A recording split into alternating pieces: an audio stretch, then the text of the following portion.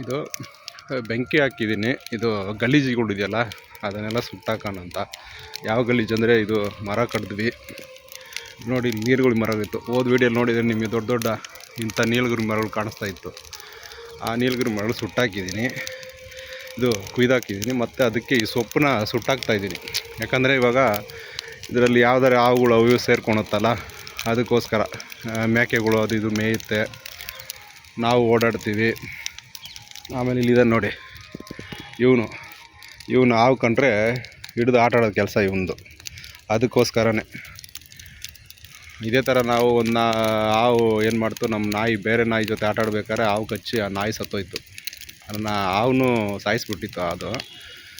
ಅದೇ ಥರ ಆಗುತ್ತೆ ಅನ್ನೋ ಒಂದೇ ಕಾರಣಕ್ಕೋಸ್ಕರ ಬೆಂಕಿ ಇಕ್ತಾಯಿದ್ದೀನಿ. ಇಲ್ಲಾಂದರೆ ಇದನ್ನು ಬೆಂಕಿ ಇಕ್ತಾ ಇರಲಿಲ್ಲ ನಾನು, ಅದಕ್ಕೆ ಬೆಂಕಿ ಇಕ್ಕಿದ್ದೀನಿ ನೋಡಿ. ಇದೆ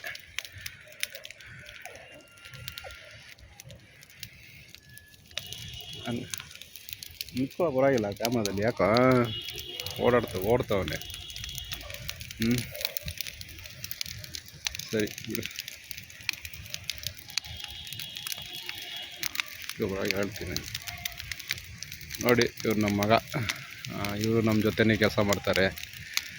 ಇನ್ನು ಕೆಲಸಗಳಿರುತ್ತೆ. ಏನೇನು ಕೆಲಸ ಅಂದರೆ ಈ ಗಿಡಗಳ ಕಡೆ ಕ್ಲೀನ್ ಮಾಡೋ, ಈ ಕಡೆ ಇಲ್ಲಿಂದ ಅಲ್ಲಿ ನೋಡಿದ್ರೆ ನಿಮ್ಗೆ ನೋಡಿ ಮಾವಿನ ಮರಗಳೆಲ್ಲ ಕಾಣಿಸ್ತಾವಲ್ಲ, ಆ ಜೊತೆ ಕ್ಲೀನ್ ಮಾಡಬೇಕು. ಆಮೇಲೆ ಆ ಕಡೆ ಉಳ್ಳಿ ಚೆಲ್ಲಿದ್ವಲ್ಲ, ಅಲ್ಲೆಲ್ಲ ಕೆಲಸಗಳಿದ್ದೇ ಇರುತ್ತೆ.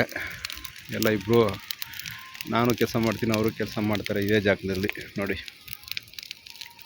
ಹಿಂಗಿದೆಯಾ ಇವಾಗ ನೋಡಿ, ಕಾಂಪೌಂಡ್ ಹಾಕ್ಸ್ತಾ ಇದ್ದಾರೆ ಅಲ್ಲಿ ಕಾಣಿಸ್ತಾ ನೋಡಿ, ಇದೇ ಕಾಣಿಸ್ತಾಯಿದೆ ನೋಡಿ, ಇದೆಲ್ಲ ಕಾಂಪೌಂಡ್ ಹಾಕೋದು ಅಲ್ಲಿ ನೋಡಿ. ಮತ್ತು ಅದಕ್ಕೆ ಬೆಂಕಿ ಇಕ್ಕಕ್ಕೆ ಹೋಗ್ತಾಯಿದ್ದಾನೆ ನೋಡಿ, ಅದು ಬೆಂಕಿ ಇಕ್ಕೋದಕ್ಕೋಸ್ಕರ ಮಾಡ್ತಾಯಿದ್ದಾನೆ.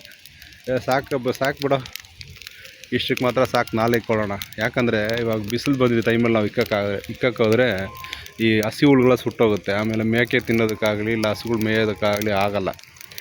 ಹಂಗೆ ಬಿಟ್ಬಿಟ್ರೆ ಏನೋ ಒಂದೊಂದು ಹಂಗೆ ಹಾಕ್ಕೊಂಡಿರ್ತಾರೆ. ಆಮೇಲೆ ನಾವು ಮಧ್ಯಾಹ್ನ ಮೇಲೆ ಕರ್ಕೊಂಡೋಗಿ ಅವಕ್ಕೆ ಹುಲ್ಲು ಹಾಕ್ಬೋದು, ಇಲ್ಲ ಬೇರೆ ಮನೆ ಹತ್ರ ಇರೋ ಎಲ್ಲ ಒಂದು ಸೊಪ್ಪುಗಳು ತೊಗೊಂಬಂದು ಮುರಿದು ಹಾಕ್ಕೊಬೋದು ನಾವು. ಅದಕ್ಕೋಸ್ಕರ ಏನು ಮಾಡ್ತೀವಿ, ಬೆಳಗ್ಗೆ ಟೈಮಲ್ಲಿ ಇಕ್ಬಿಡ್ತೀವಿ. ಬಿಸಿಲು ಟೈಮಲ್ಲಿ ಬೆಂಕಿ ಇಕ್ಕಲ್ಲ ಯಾವತ್ತೂ ಅಷ್ಟೇ. ಬೆಂಕಿ ಇಕ್ಕಕ್ಕೆ ಹೋದರೆ ಮಂಜು ಬೀಳುತ್ತೆ ನೋಡಿ, ಕಾಣಿಸ್ತಾ ಇದೆಯಾ? ಇನ್ನೂ ಸ್ವಲ್ಪ ಅವಳೇ ನೋಡಿದರೆ ನಿಮ್ಮ ಮಂಜು ಚೆನ್ನಾಗಿ ಕಾಣಿಸೋದು. ಆ ಟೈಮಲ್ಲಿ ನಾವು ಇಕ್ಬಿಟ್ರೆ ಬೆಂಕಿ ಜಾಸ್ತಿ ಉರಿಯಲ್ಲ. ಧನ್ಯವಾದ.